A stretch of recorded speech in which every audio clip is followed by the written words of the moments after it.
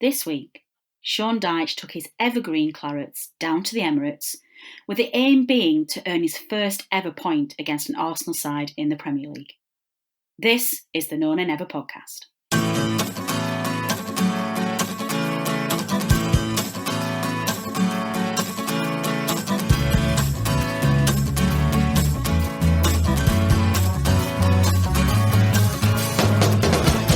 Hello everyone and welcome to the No Nay Never podcast. It's George Poole here. I'm just coming off the Emirates after the Clarets have succumbed to a 2-1 defeat to Arsenal after what was a very promising first half. Gotta say, second half was a little disappointing. Arsenal opened the scoring with Lacazette and then we kept in the game. We kept it at 1-0 and then towards the end of the first half, Barnes has come in. Of course, man of the hour, he's the talk of all the radio stations at the moment. Ashley Barnes slots home to make it 1-0. I've got to say though, it was all McNeil for Burnley's only goal. He skinned probably one or two players. Sure, he's at home here in the Premier League, and he's put in. I think it might have took a deflection, so McNeil might not have got the assist. But the first goal, no doubt about it, was all about McNeil's contribution. So at half time, it was really promising. We were thinking we're going to the second half and Arsenal here for the taking.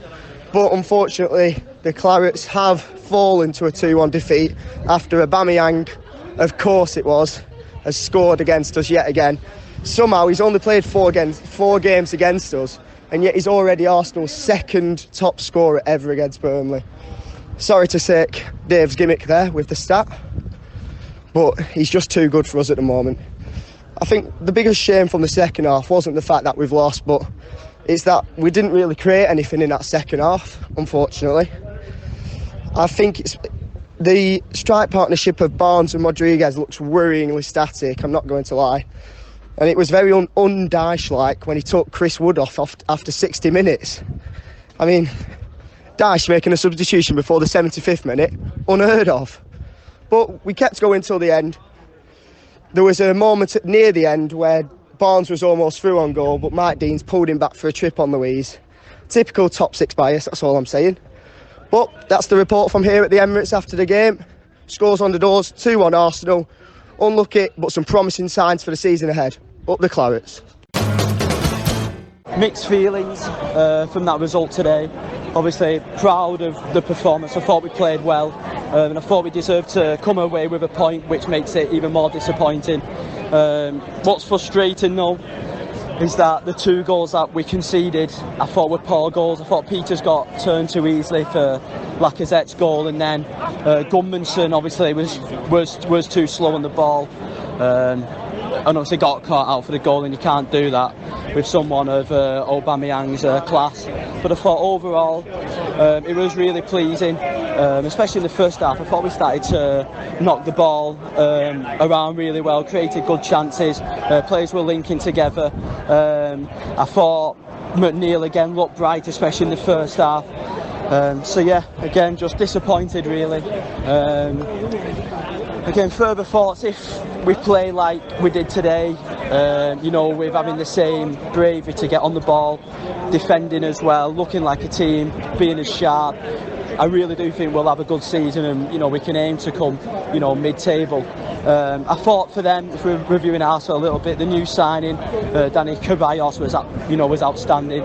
He'll be a great sign. I thought Pepe looked good when he come off the bench, and even though they did play a lot of nice football, which I'd expect Arsenal to do, they didn't completely rip us open time and time again, even though Pope had to make a few good saves, which is really nice to see him playing well.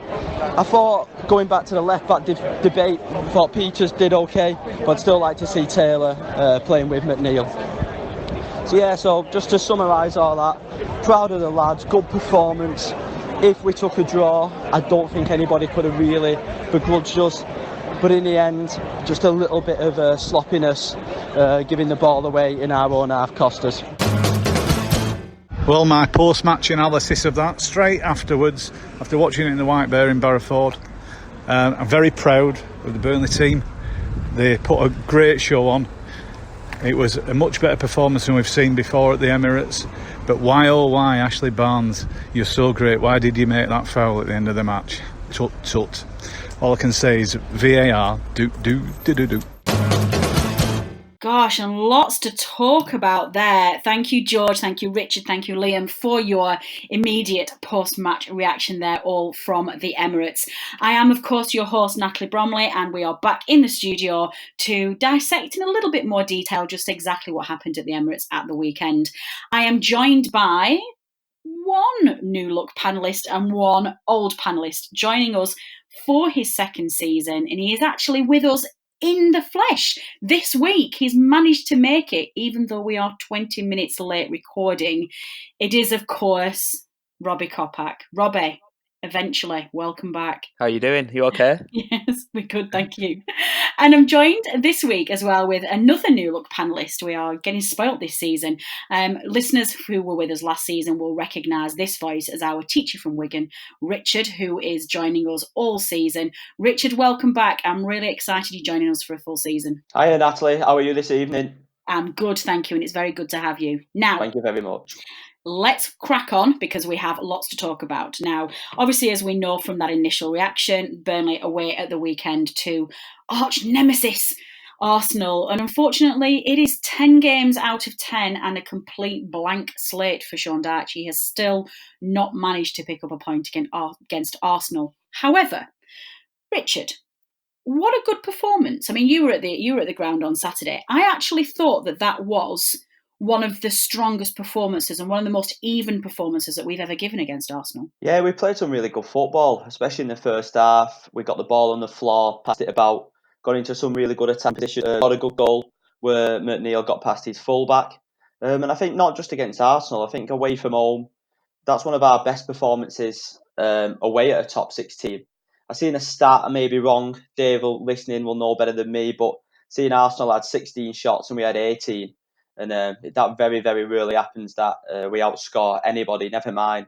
Outshoot anyone, never mind the top 6 team. So, yeah, really positive performance. And when he was walking away from the ground, he was disappointed that we didn't come away with anything. Yeah, I was really disappointed. Robbie, I think what I got from the game on Saturday was just that we didn't look like a side who were just almost playing a cup final against Arsenal and they're just a bit, bright-eyed and looking at and being a bit overwhelmed by surroundings. We looked really comfortable and we actually looked like a strong established Premier League side, almost in the brackets of your Leicesters, your West Hams and your Watfords, those kind of teams. Yeah, definitely.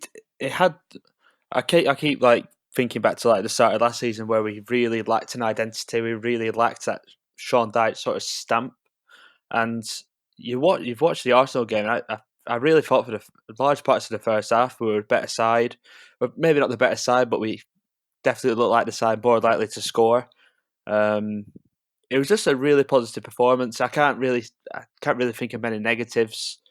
Maybe my only slight negative is maybe when we took Chris Wood off. I think we lost our effectiveness a little bit. I don't think Jay Rodriguez really got into the game, but other than that, it was a really strong performance. So we nearly got something from it.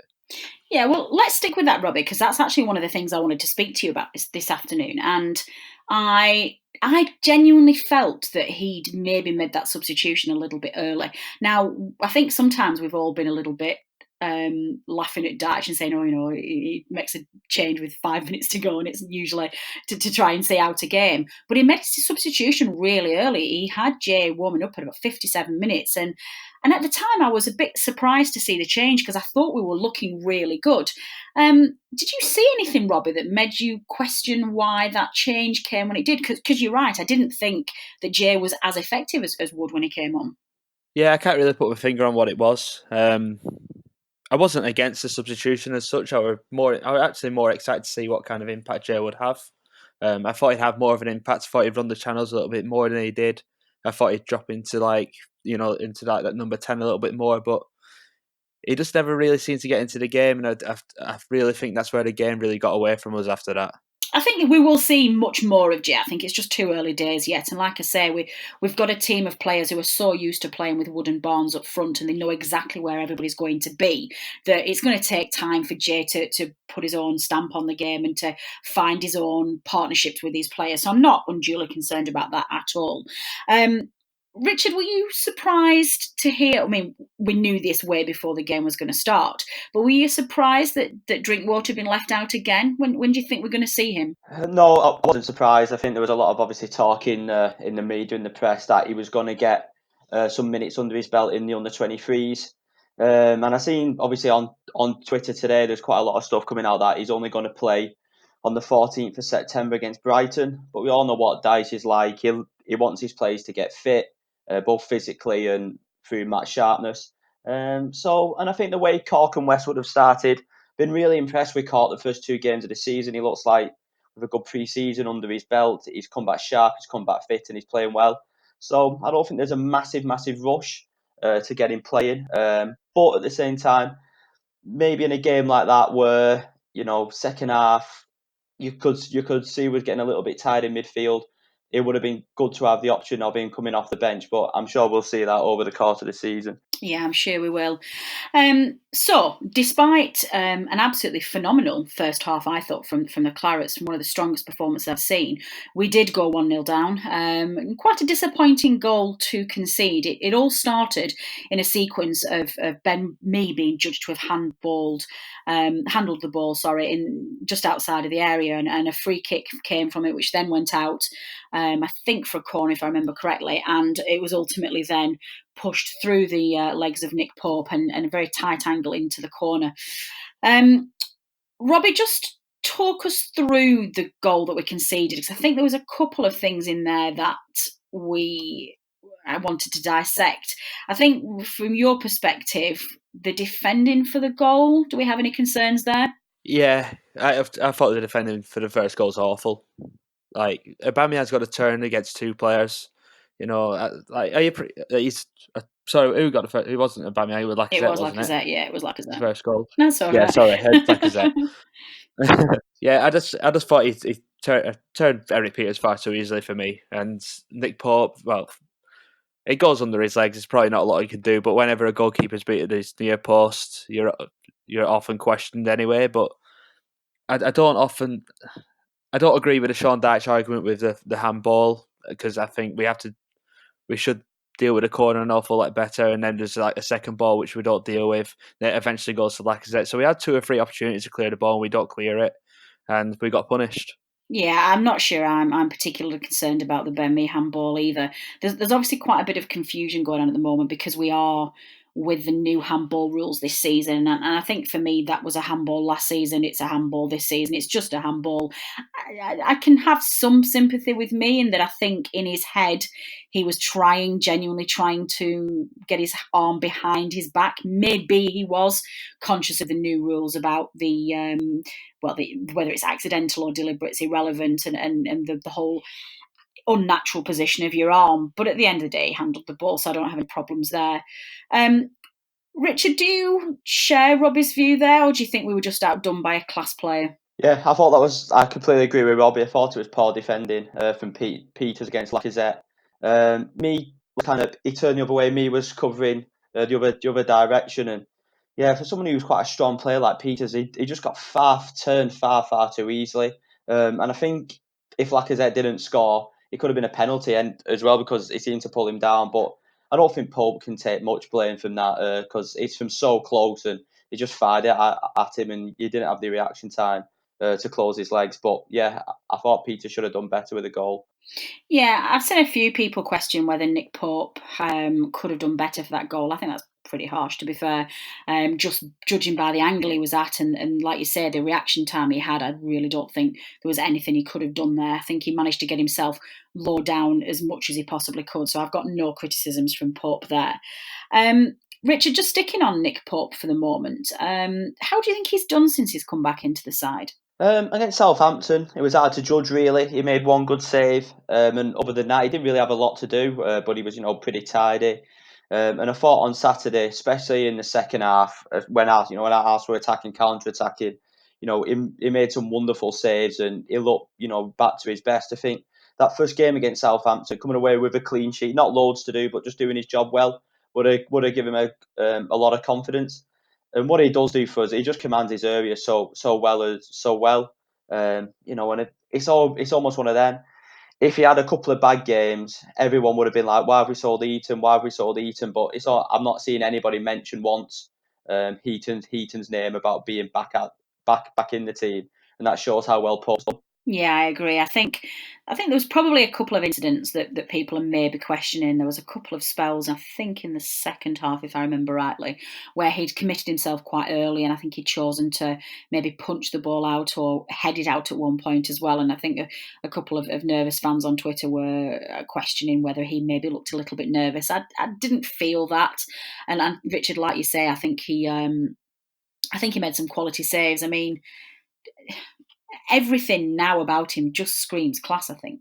Oh yeah, definitely. I think going back to what you said about he come out of his area and headed the ball. I'm not quite sure what people are at if they think that's bad goalkeeping, because that's exactly what you want him to do. He's read the danger and he's cleared the ball before the defenders got there. And what do you want him to do? Pick up the ball and give away a foul. So I think Yeah, that's something exactly. what Hart doesn't give you, because he was just stuck to his line, and Hart wanted to come for them balls. So no, I've got absolutely no questioning his decision making to come out of his box. No, I don't either. I do wonder whether people's nervousness around that, just people are still not fully over the beast days when Brian Jensen used to come out and we'd all go. But yeah, no, we're a different kettle of fish now, and we've got Billy Mercer and yeah, our goalkeepers at a top draw. Robbie, what followed from the goal? To me, I think we actually started to play a lot better once we went one goal down. I think that actually was probably what we needed. Suddenly, the nerves were away, and the cobwebs had been cleared, and there was no, we weren't defending a 0-0 and a point away from home anymore. We were behind and we had to do something. And I think what followed was some incredible football. And I went in at half time genuinely thinking we'd been much better side after we'd equalised. There was, Arsenal just weren't dealing with the constant crosses into the box, the JBG corners. It was just their defence were having to scramble. And then what that basically ended with was an absolutely fantastic goal by Ashley Barnes. Now, Robbie, he has taken all of the headlines this week for obvious reasons after that performance against Southampton. But I think because of the question about whether it was offside and a VAR review, I think what we lost was some appreciation of what an absolutely fantastic goal Barnes was. Yeah, it was a good counter-attacking move. You'd often think it'd be Arsenal counter-attacking against us, but it was actually the other way around. I think it was just Jack Court just playing a long ball into the channel. Chris Wood did. Actually, sort of like what I was saying before about Joe Rodriguez not running the channels.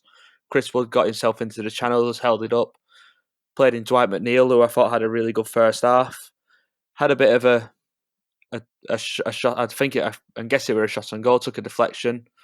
It falls into the path of Ashley Barnes, who couldn't miss. So yeah, it was a nice team goal. Good to see us having a little bit of something, a bit of a different kind of style about it. Yeah, it's just a shame they didn't really kick on second half from that. Just out of curiosity, Richard, you were at the ground. I didn't celebrate at first because we knew straight away the commentary was telling us that, well, that's going to get reviewed by VAR. Was he on? Was he off? What was it like being in the ground? Because obviously, usually when you get an equaliser like that and the flag stays down, you're delirious because you've got a point. Did you guys feel apprehension? Was it muted at all, or did you just celebrate and just wait and see? I think with every goal we've celebrated this season, I've had that initial burst of excitement when you score, and then there's always that little fear in the back of your mind that VAR is going to rule it out. I wouldn't say it went delirious around me, because I was surrounded by tourists, which was a little bit unusual. I had an American couple next to me and a Spanish family behind me, and then me and my dad celebrating in the middle of it. So yeah, from where it was, he never looked offside, Barnes. I said I think they had a little check of it. I can't really remember. So just I think like celebrating any other goal really, just with that. But you have just got that little niggle in the back of your mind in case it does get ruled out. Yeah, it's something I'm finding really interesting in these early parts of the season to see how people are reacting to the threat of VAR. Some people are just celebrating as they always would do, and their natural instinct is just to cheer a goal and worry about it later. I certainly felt that in the first goal against Southampton, but the second goal I was quite muted. So yeah, I'm really interested to see how people are dealing with VAR for that one. Richard, sticking with you, obviously we moved into the second half with Barnes' goal coming pretty much bang on half time. A bit of a drop in intensity I felt in the second half. Now, a lot of people are maybe putting this down to Arsenal just figuring out what we were doing well and neutralising that. We've already talked about the change maybe coming a little bit too soon. But in the end, it was an uncharacteristic mistake by JBG, which led to Arsenal taking the lead again. Yeah, there's a couple of points you raised there about our intensity. I wouldn't necessarily agree with our intensity went down. I think Arsenal definitely stepped it up. I think Danny Ceballos, really got into the game second half. I think he's going to be a great signing, and we really struggled to get the ball off him. And because we were getting deeper and deeper, we didn't quite have that link between the midfield and the defence and then the attack. So we started playing a little bit more long ball, and the ball started coming back at us. And then, it was a disappointing one from Goodmanson. But I suppose if you do want us to try and play out from the back a little bit more and not just hoof it every now and again, those mistakes might happen a little bit. But yeah, he should have been quicker on the ball. And, Ceballos read it well, played it into Aubameyang, and he's just so lethal and deadly from there. You can't give players that time of space, and he took his goal really well. So I just think for both the goals, Arsenal played some nice football, and I thought we defended that well. And you could say two of the goals came from mistakes, which is disappointing, and that leaves a sour taste in the mouth. Yeah, that's true. I think you made some really good points there, actually, in that you do forget sometimes, and you can be a little bit overcritical of your own players and think, oh, why couldn't you keep that same level up in the first half? Why did you have to change? But one of the reasons why these sides are the top six sides are just the class that they have there and their ability to adapt to a game in play and in a half time, and really second by second they can really react and neutralise the things that you're doing well, and ultimately they don't need many opportunities to make it count. And we did two errors, we think, for both goals, and they don't need much more of an invitation to convert those to goals, and that's why they're where they are in the league. And I think Burnley are getting better at that. I think we are. Look at us at Southampton at the weekend. They made a couple of errors and we capitalised on them. So it's just essentially where you sit in the food chain of the Premier League. And I am really, really pleased with where we are at the moment. I think if we keep up this level of intensity, we won't be anywhere near the bottom three. I think we'll be comfortably within that 10th to 13th spot, I think. Robbie, one thing that I would question, I think there were a couple of people maybe guilty of being a bit wasteful at times. We'd managed to get ourselves a couple of surprise opportunities that we didn't quite capitalise on, and none more so than in the dying seconds of the game where Barnes did that silly foul when I think Lennon was clear, and we probably had dying seconds of the game and an opportunity to try and get an equaliser. I think that was a little disappointing for me. What did you take of that? Yeah, I was fuming with him. Like, it's just there's absolutely no point running that kind of risk, because even if referee doesn't spot it, it's going to get pulled back by VAR if anything comes of it anyway. Like, VAR is coming. You can't put your arms on another opponent. It was just stupid. And Dyche coming out saying that the Arsenal players fell to the ground easily. I think he used the reference to that, and it's just like, it's just daft, and it just killed the game for us. I think it was in the, like you said, the last minute, and it just killed all hope for us. And I sort of, when the full time whistle blew, I was actually annoyed, and I should have been maybe a bit more proud. Oh, that's interesting. That left a bit of a sour taste in your mouth. Robbie, sticking with you, it's interesting that you say there about Dyche's comments about Arsenal players diving. It was something he made quite a big deal of after the game, and he was clearly riled and wanted to talk about this. And this has been this is something, Robbie, that you sent to me before we started recording this evening, that it was a point that was picked up by TalkSport this evening, and some real criticism in the press about Dyche's slightly strange rant, purely because I think we know Arsenal players can dive. We know the history with Arsenal that they can cheat, and they will do what they can to score. But I genuinely didn't see any of that on at the weekend. Oh, I think Arsenal players did it, but I just think we do it just as much. Like, I actually think we're the kings at it, to be honest. I think we're the best at it. That sort of falling to the ground easily. You see Ashley Barnes do it every single week. And it's just a bit like I wanted to actually come out and talk about the performance and and actually it's like he tried to deflect the performance onto like Arsenal's gamesmanship, if you like. It was a bit of a strange tactic from him, to be honest. Yeah, that's interesting. I'm not sure I would have ever categorised us as being kings of going down too easily. I would have thought we were quite the opposite. Richard, did you see anything at the game that you wonder where Dyche has got this from? No, not really. I didn't think Arsenal were too bad. I thought Torreira come on as a second half substitute, and he was the one player who I thought he's going down way too easy, and he started having a bit of a moan. But yeah, overall, I didn't think they were too bad, and I've definitely seen us play against worse teams. I think it was just mainly just a pure frustration that we played well and we didn't quite get the result that we deserved on Dyche's end, and we know he gets frustrated by it. I agree in what Robbie says about Barnes. I think he's very, very clever, if we can put it that way, at winning fouls, but I don't think we're the kings at going down. I don't think we dive and throw ourselves on the floor and in terms of looking to win penalties and anything like that. But yeah, it was a bit of a strange one.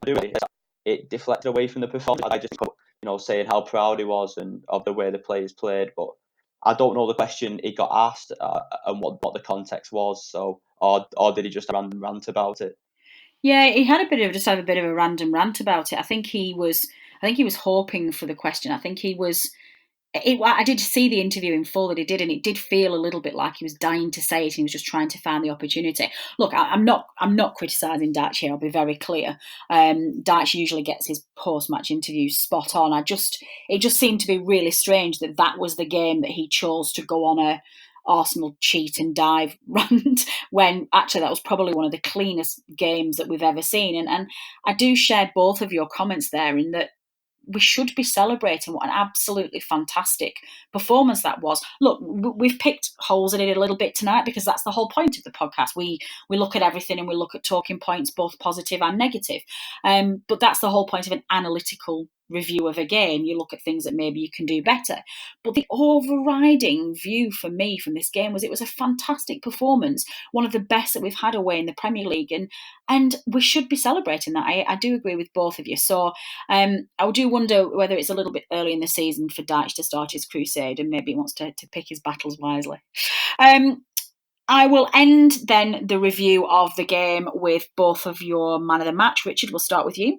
Oh, it's a real difficult one to give man of the match because I don't think anybody had a bad game, and I didn't think anybody was particularly outstanding. I'm going to give it to, because he got a little bit of stick last season, and it's difficult playing against Arsenal. I'm going to give it to Jack Cork. Oh, that's a good shout. Robbie, whose was yours? I'm going to go Tarkowski. I thought he were outstanding. I thought James Tarkowski was outstanding. I thought he got in the way of everything. I thought he handled Aubameyang really well. So yeah, I'm going to give him a bit of credit. So yeah, I thought he were outstanding.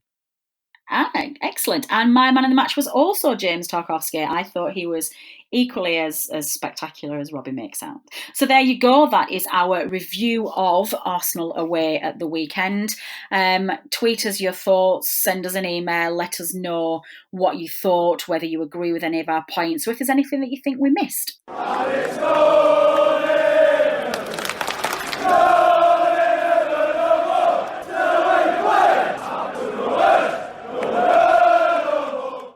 And the second half of this week's show, we are going to look at our talking point of the week.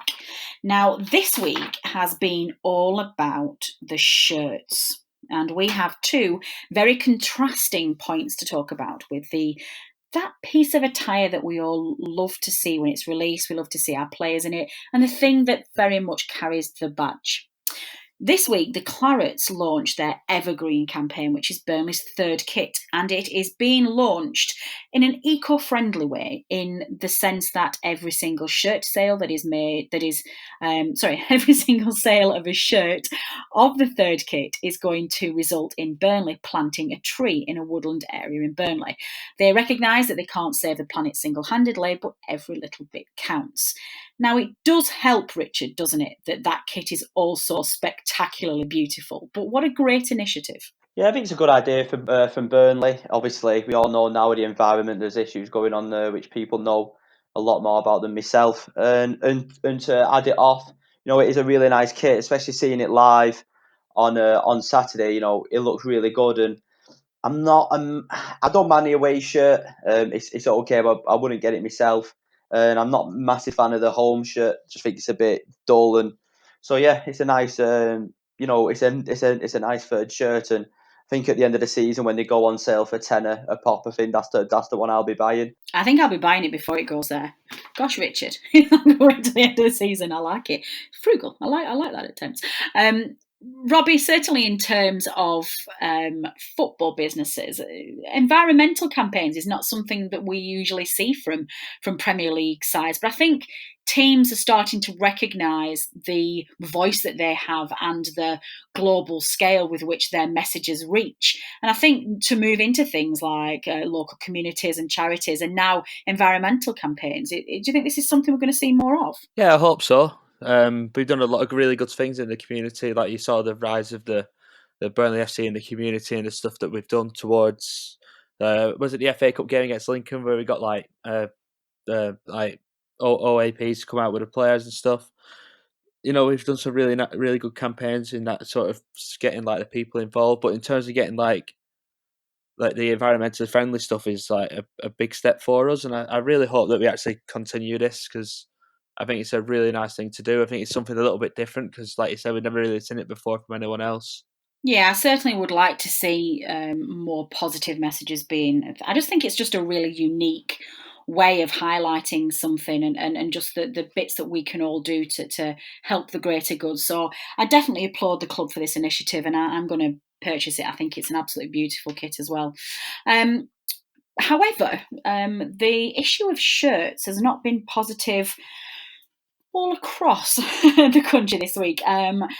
For those of you who've not been following this story, Huddersfield Town have got themselves into a spot of bother all about their shirt launch this season, but not a third kit and not an environmental message, but actually their home kit. Just before pre-season finished, they, with all guns blazing, they announced their new home shirt, and it was in association with Paddy Power, who were going to be their main sponsors for the year. And the shirt that was announced was the Huddersfield Town's usual blue and white stripes, but with a huge sash right across the front of the front of the shirt, with huge Paddy Power logos written all the way down it. It was announced in a big fanfare, as you would fully expect from Paddy Power. They like their big, jokey, attention-seeking statements, don't they? That's very much on brand for them. And Huddersfield Town wore it for their last, I believe, pre-season game of the season. The FA immediately set out a press release and said that they were seeking an explanation from Huddersfield Town because the shirt clearly was in violation of their clear advertising and sponsorship rules. We should have all realised that something was a bit of a miss here. It all seemed a little bit suspicious.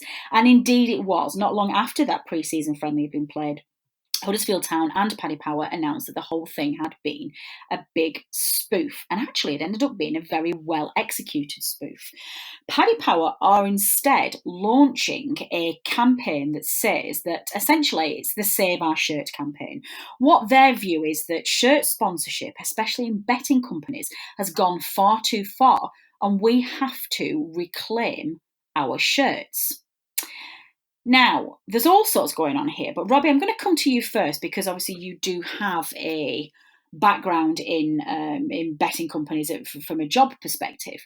And from an industry look, this is something that's gathering a lot of momentum.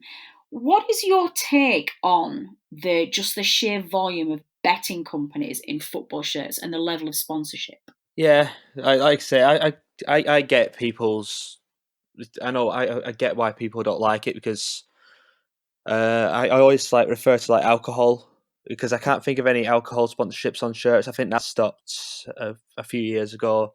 I remember growing up, there was always a couple of cigarettes and stuff like that, cigarette companies. And I think gambling that'll happen to gambling eventually, but I don't again, I don't want to sound biased with my gambling background, but I just think that it does have a bit of an unpopular opinion in terms of its relationship with football. I think its reputation is really unfair. Um, like gambling is a serious issue, but I believe it's more of a mental health issue rather than the gambling industry. It's more. I don't think the gambling industry is responsible for. I always think about the World Cup and Budweiser sponsoring that, and the Olympics. It's always seems to be something like McDonald's. It's same with kid campaigns. It's always McDonald's behind that, and I always think it's the same thing. But there's never really that much of an outcry, and that's really my argument against it. But in terms of the Paddy Power Huddersfield sort of sponsorship, Paddy Power's engagement and content, it's very community based. I think their target audience is they go to them because they love their content. It's a very much a community, and I think Huddersfield Town are like a community club, a bit like ourselves. And after the spoof all got announced and all the fake shirts and stuff, they auctioned them out for charity. So it was like a community thing. So it fit both brands and both clubs really well. I agree with that, and I actually think it was an incredibly well executed campaign. And like you've just highlighted there, Robert, they are actually they've made a limited edition of these pre-season friendly shirts, the fake shirts, and they're selling them off to go to charities, which is a fantastic initiative. But Richard, there are a lot of people who are really criticising Huddersfield for this, not just. Well, they're criticising Huddersfield because of their partnership with Paddy Power. And some of the articles that I've read are basically saying that the Huddersfield Town is a community club that's based on trust and integrity and pride and some really solid values. And for them to enter into such a campaign with Paddy Power and such a PR stunt and to take the financial benefit from that doesn't seem to sit well with the club's values. And a lot of Burnley fans are very anti-gambling sponsorships on Burnley shirts. I mean, obviously we've heard Robbie's view of it, but what do you think the problem is with these gambling companies? Because, Richard, they're the only companies at the moment who are investing in football sponsorship. It's a lot to take in from your question there, Natalie. I suppose going back to the Huddersfield, that's difficult for me to talk about. I can only talk about how I thought about it personally. I just thought it was a really bit of funny, a bit of advertisement. I remember on Twitter seeing the outcry of when they come out of the shirt, and the outcry that was mainly what I seen wasn't the fact that it was Paddy Power sponsoring them. It was just how bad the actual sponsorship looked on the shirt. And in terms of Burnley having it, I've got to try and be honest. Again, this is my point of view, and I understand why people don't like it. But football is a business now, and and looking at it from the cynical point of view, if I can't remember who we've got this season, is it Labar or whatever it's called? If they offer us, say, 5 million in sponsorship, and then say a food company like Holland's Pie again only offers us 500,000, then you're going to take the betting company, whether that's right or wrong. That's just the way it is. Don't get me wrong. I like an accumulator at the weekend, and just because Burnley have a sponsorship on a shirt doesn't mean I'm going to spend hundreds of pounds on doing silly bets. So, is there any correlation in the last few years to say because football sponsorship shirts? Because betting companies sponsorships has been a massive rise in gambling addictions. I don't know. There might well have been. But like I said, for my point personally, I just don't like it because I think the sponsorship looks ugly. I just think the sponsorship on the shirt this season just looks, unaesthetically pleasing rather than the moral of it itself. I hope I've kind of answered the question from my point of view there. No, you have, and you are quite right. I kind of went into a ramble in my own head before I came to you, and you quite rightly said, there's way too much to unpick from that. So apologies for putting you on the spot, Richard. I think a couple of the takeaways from that are really important, and I think one of the points that I pick up on from you, Richard, is that you're saying obviously that the certain sponsorships just don't look good on shirts. I think I get that, and I think for me, I've grown up. I can't remember a time where we didn't have shirt sponsors, and I don't know whether or not I necessarily agree with Paddy Power's campaign that the front of the shirt should be sacred. Because I think if I look back to some of the shirts I had when I was 9 years old and first going onto the football with my dad, um, we always had a sponsorship. We always had a shirt sponsorship. Remember that season when we were really struggling financially and we didn't have a shirt sponsor that year? We were an absolute laughing stock of the league. So I don't necessarily have a problem with putting a sponsorship on the front of the shirt. And I'm not 100% sure where Paddy Power are going with that. So I think this argument seems to run into two halves. It's either having a sponsorship on the front of the shirt at all, and this secondary argument that this Pad Power stunt has raised with being, well, is there too many gambling companies who now sponsor football and we should stop the gambling? Robbie's point was really interesting in that, so many of the big advertisers, your McDonald's, your Coca-Colas, those kind of people are then, and alcohol companies, then know, they're also vices that if we go completely nanny state, that we want people to get rid of. So, and we want to protect people from junk food and alcohol abuse, and in this sense, gambling abuse as well. So, I'd be interested to see how this one rumbles on. One final point to both of you, starting with you, Robbie. The FA have actually charged Huddersfield, which is the latest, which is what prompted me to bring this week as well. They haven't charged them with the stunt itself, but they've charged them with violation of shirt sponsorship rules because they wore the shirt in pre-season. What do we think about that, Robert? Yeah, I just think that goes towards what I said before, where they auctioned the shirts off at the end for charity. So I think they just took that risk. I think they knew they were going to get charged, but they knew that something good would come out at the end of it. So, like I said, the whole charity thing, getting auctioned off, is a really nice thing for it to end, basically. What about you, Richard? Do you think the FA are just being the absolute Grinch that stole Christmas by charging them, or do you think they had no choice? Well, I think it sums up the FA sometimes, doesn't it? Have they got nothing better to do than worry about charging Huddersfield and that? So, yeah, I just thought, when I thought that is just typical FA. You did always find some little rule and regulation that would, that would get them in trouble. But yeah, just to echo Robbie's, thoughts. I think it's a great way to end it that they've auctioned it off to charity. So yeah, I get people will say it's a bad thing, but overall, I just thought it was a little bit of light-hearted fun. There's been a lot of good that's come off it, and if you're getting all upset about that kind of thing, then you need to get out a little bit more. Excellent. What a good way to summarise that.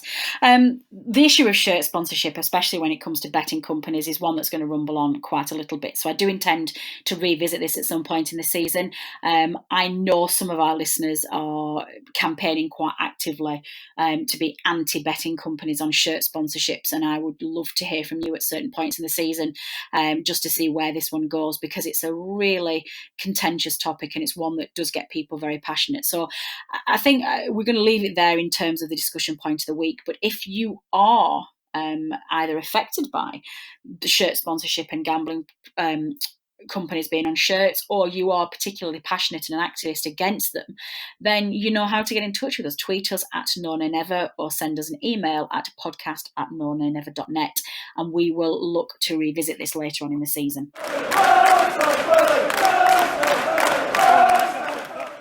I'm going to end this week's podcast with a look at the local news from the Lancashire Telegraph. And this is the Burnley edition, and we have two news features this week. The first one, the Foresters Arms in Burnley has been sold. Now, this is a pub which was featured in a football hooligan documentary, which has now been sold for £140,000. The pub actually became notorious in 2006 when previous owners allowed it to be featured on Danny Dyer's Real Football Factories documentary, which aired on the former TV channel Bravo. The owners have now put it up for sale. It went on Rightmove, and the estate agent Savills has now confirmed it's been sold. So, an end of an era there for the Forest Arms. And finally, Shoaib Khan is sick to death of seeing food and smug travel pictures, he writes in this week's Lancashire Telegraph. He's saying that it would be very good to go to a meal without somebody wanting to take a picture of the food. He realises that we live in an age of self-glorification, but things have got completely out of hand. Eating is no longer something we do alone or with friends and families. We want to tell others what we are having. So if you're going out for dinner, listeners, don't post your picture. Don't take a picture. Enjoy it, enjoy the company, and don't upset our friend Shoaib Khan. That is all we have time for this week, and we will be looking ahead in our special preview show at the weekend to Wolves away on Saturday. So I will be joined by Dave Roberts and our Wolves friends to have a look at that game and to analyse the head-to-head stats. But for the time being, my thanks go as ever to Richard and to Robbie for joining me this week and analysing the result from Arsenal and debating the whole issue of shirt sponsorship.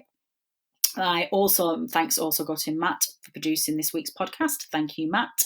But finally, my thanks go to you, the listener, for downloading and listening to this episode. Your support is very much appreciated, and we would not be here without you. I've been Natalie Bromley. This has been the No Nay Never podcast. Until next time.